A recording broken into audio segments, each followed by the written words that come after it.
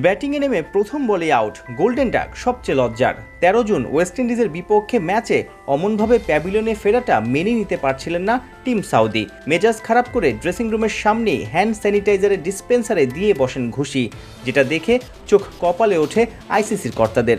ব্যাস, match referee তদন্ত করে টিম সাউদিকে দেয় এক ডিমেরিট পয়েন্ট।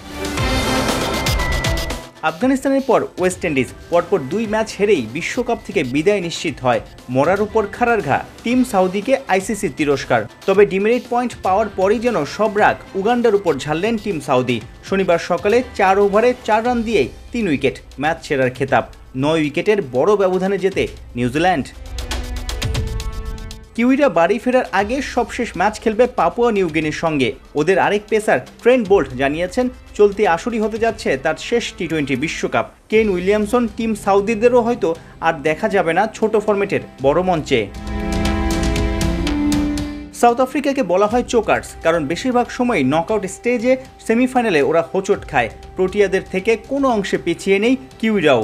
গেল 3 টি20 বিশ্বকাপের সেমিফাইনালে খেলেছেন উইলিয়ামসন সাউদিরা। এবারই প্রথম এই ভার্সনের বিশ্বকাপের গ্রুপ পর্ব থেকে বিদায় নিতে হচ্ছে black ক্যাপদের।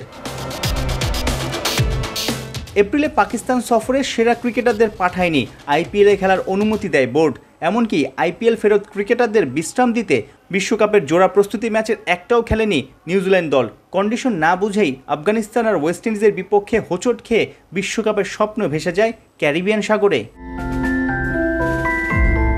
Daniel Vettori, Brendon McCullum, রস টেইলর, এরপর উইলিয়ামসন, সাউদি, বোল্ট। গেল 1.5-2 দশকে বিশ্বমানের ক্রিকেটার পেয়েছে ক্রিকেট নিউজিল্যান্ড, কিন্তু সোনালী প্রজন্ম ট্রফি জয়ের রাস্তা খুঁজে পায়নি। কেবল 2021-এর টেস্ট চ্যাম্পিয়নশিপের শিরোপাই ওদের একমাত্র অর্জন।